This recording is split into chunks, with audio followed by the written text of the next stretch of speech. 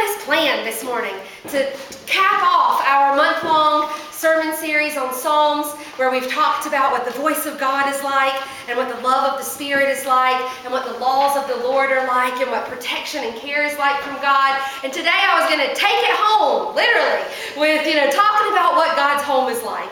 But looking at the time, I also want to celebrate communion, so this is going to be my sermon in 1 minute or less. Hold on tight. Hold on tight.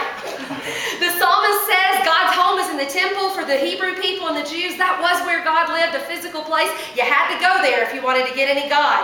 When I was in Sunday school, they told me God's home was in heaven. You had to die if you ever wanted to meet God, to get there first. And it seemed a little bit empty to me, or it seemed a little bit lacking the current motivation. And so I think God's home is within us, among us, and between us. And I think that can only happen if home is where your heart is. That's a quote, not from the Bible, by the way, from Pliny the Elder. See, I even threw in a little theology for you this morning.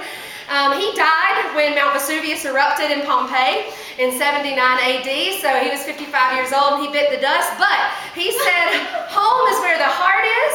And Gospels of Matthew and Luke say, where your heart is, yes, maybe I should look at my notes. Where your treasure is, there your heart will be also.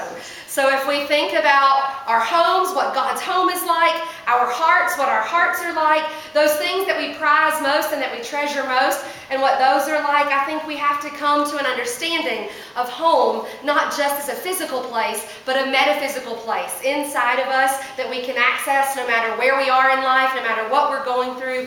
But I do think God knows us. And God knows that we need a physical reminder of the fact that we're loved and accepted.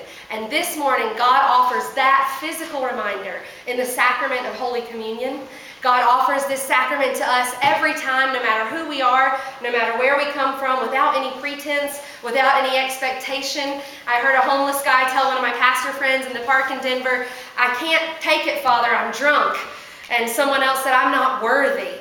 And my friend Jerry said, you don't have to be worthy to come to God's table. You just come like you are. This morning we come if we have great musical talent or we can't carry a tune in a bucket.